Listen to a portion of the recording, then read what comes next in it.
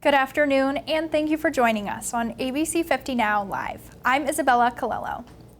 Many North Country kids are hoping for good weather to enjoy these last couple weeks of summer vacation. Let's get the latest weather update from Storm Team meteorologist John D. Pasquale. Hello, Watertown, North Country. Let's take a look at our forecast for this Wednesday. Get over the hump day. We're talking pushing 80. Some extra low clouds, patchy fog to start. More in the way of sun develops, though, later morning into the afternoon. Turns into a really nice day. There could be a spotty shower or two popping up as we go through the later morning and afternoon hours, but many of us get through the day completely dry. Temperatures this evening cool back into the 70s and through the 70s under a beautiful sunset early to mid this evening. The sky is looking nice for tonight. Temperatures close to 60, nice and comfortable for wake-up time tomorrow morning. We are rising our way through the 60s, mixture of sun and clouds, spotty shower, thunder shower possible or two during the afternoon, but for the most part it's mainly dry, near 80 and a little humid. As we go into Friday, better chance for a few showers and storms with a cold front, mid-70s. Behind that front, it's mainly dry with more sunshine. Mid to upper 70s Saturday, low and mid-80s Sunday. A few storms early next week. Results in the New York special primary election were called late last night, declaring winners in the 21st and 24th congressional races. This was an interesting year for both races following state redistricting, adding parts of the North Country to the 24th district. 24th District incumbent candidate Claudia Tenney declared her win from a watch party in Central Square, thanking voters for their continued support moving forward in the general election. We are just really gratified and really excited about this resounding victory in a district which basically is 12 counties, 11 new to me, and only having a couple of months to run this type of campaign in a very quick amount of time and a quick turnaround, and also in an unprecedented August primary, which has not happened in the modern era. We have a lot of issues here. We need a lot of accountability. We need oversight, and that's exactly what we're going to deliver when we go back to Washington. In the 21st District, Democratic candidate Matt Castelli celebrated his victory over opponent Matt Patorti. Castelli won with over 80% of the votes, and in a victory statement, he said he is deeply grateful to the voters who put their faith in him, and, quote, "This just became the most important race in the country. The frontline battle for the soul of America is right here in New York's 21st District." Both candidates will move on to the general election in November. The Burrillville Cider Mill is officially open for the 2022 season. The upstate New York staple announced on Facebook that they opened Tuesday morning, making many North Country fans happy.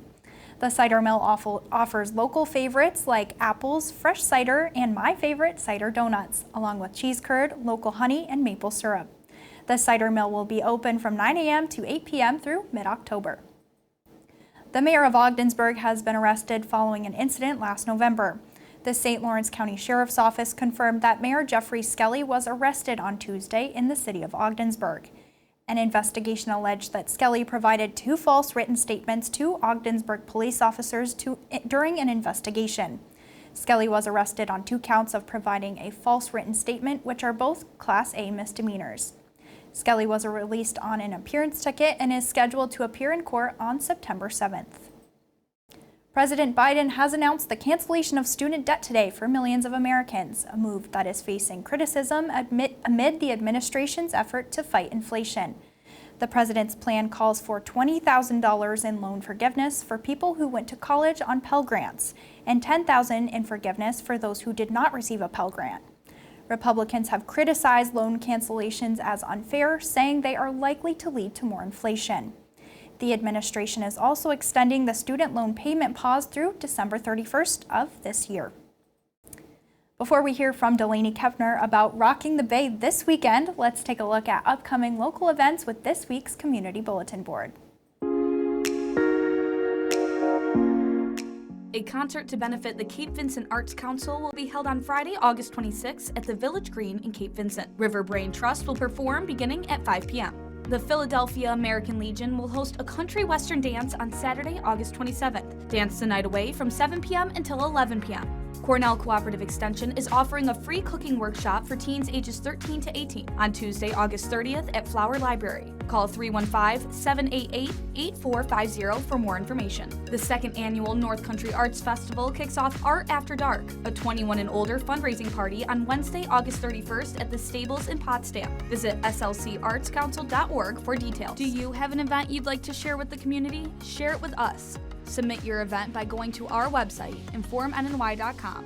Then click on Community, then Community Events, and explain the event. ABC50 will then share your event with the North Country community. ABC50 and the North Country CW would like to share the most breathtaking sunsets across these great lands with you. Go to informny.com to see and submit your magnificent views with the North Country. These photos will be shared with our viewers during our Sunsets Over the North Country on both ABC50 and the CW. One of our lucky submissions will have the chance to win a prize worth $200 from these amazing sponsors: the Battlefield Eatery and Lake Ontario Realty. Delaney Keppner here with Ashley Carlos, who is the Executive Director at the Alexandria Bay Chamber of Commerce. So thanks for being here with us, Ashley. Thanks for having me. So we have an awesome event coming up this weekend that the Chamber's throwing. So if you want to tell us a little bit about what's going on. Yes, we have Rock in the Bay. It's a live music event from Thursday to Saturday, and then it will conclude with a car show on Sunday.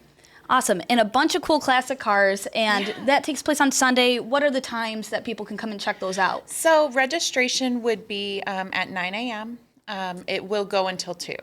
Awesome. And where is this all taking place? On James Street in Alex Bay. There will be a lot of great door prizes on Sunday. Of course, tomorrow starts the live music. And some of the featured bands we have for Thursday are Midnight Riders from 7 to 10. Friday we have Hot Kogan, 7 to 10.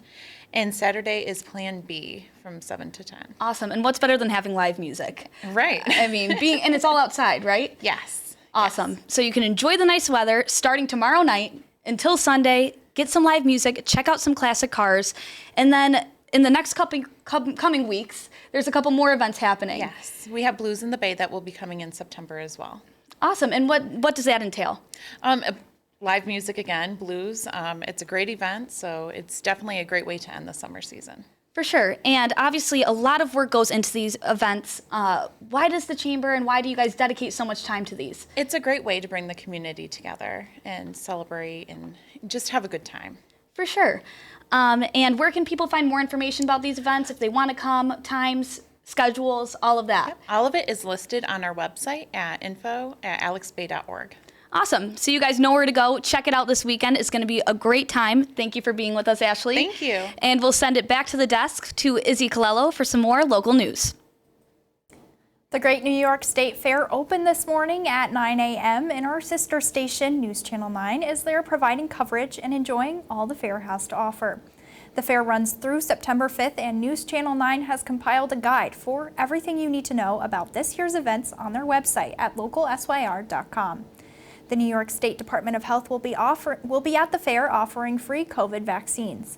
The clinic will be open at the fair from 10 a.m. to 6 p.m. daily inside the Exposition Center. Access to the clinic is free with fair admission, and there is no charge for vaccines or boosters. News Channel 9 will be providing fair coverage on ABC50 tonight at 5:30 p.m. New York State is aligning with recent COVID guidance from the CDC for the upcoming school year. Governor Hochul announced on Monday that students and teachers who have been exposed to COVID but don't have symptoms will no longer have to quarantine at home and will remain in school. The CDC recommends that anyone who has been exposed should wear a mask for 10 days. Students who test positive for COVID can return to school after 5 days of staying home following a negative test result. Many families face the struggle of finding childcare in the North Country, and that struggle is very real in St. Lawrence County. The county is considered a child care desert, meaning residents have little or no access to quality child care. I spoke with Professor Maureen Macchio of the SUNY Canton Early Childhood Program and Bruce Stewart of the St. Lawrence Child Care Council about the problem and any possible solutions.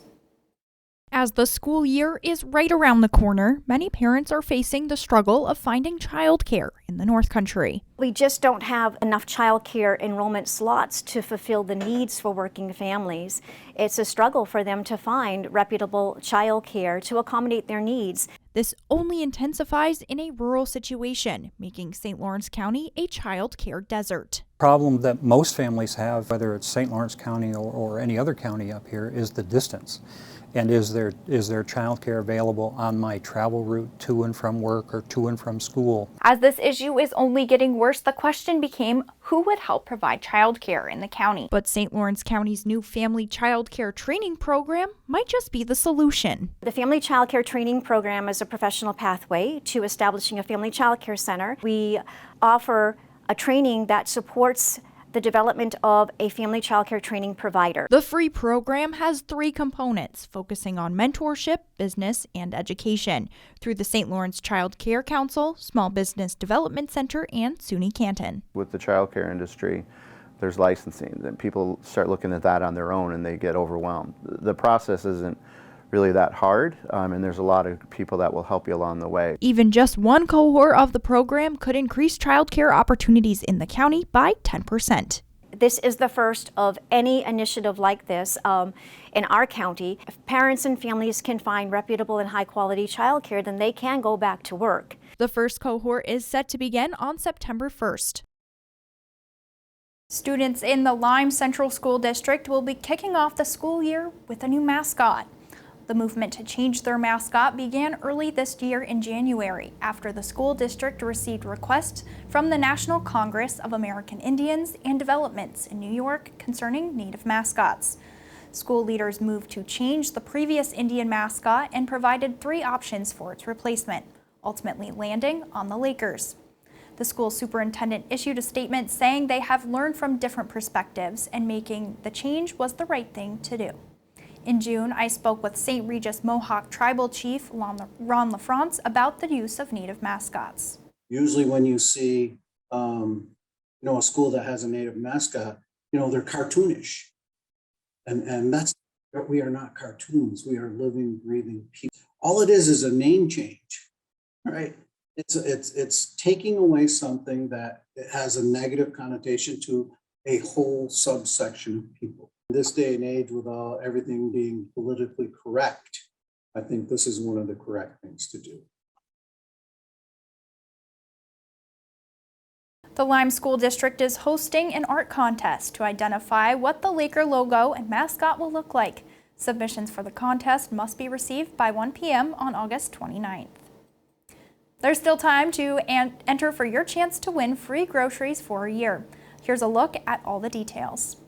Are grocery prices these days making your eyes pop? ABC50 is here to help. Go to informnny.com all month long to enter for a chance to win $5,000 towards groceries for a year. One local winner will also receive $100 gift certificates from the 2 best barns in the North Country, Red Barn Meats in Croghan and Yellow Barn Winery on Route 66 just outside of Watertown. For full contest details, go to informnny.com. The Groceries for a Year sweepstakes is brought to you by Red Barn Meats, the Yellow Barn Winery, and ABC50. You can find the Groceries for a Year sweepstakes along with more chances to win on our website and on the ABC50 mobile app. While you're here, you can also subscribe to our daily newsletter for local news delivered right to your inbox every morning, and you can continue to stay up to date by tuning into News Channel 9 on ABC50 for a full hour of news, weather, and sports every weekday at 5:30 p.m. Thank you for watching ABC50 Now. I'm Isabella Colello. We'll see you again next week.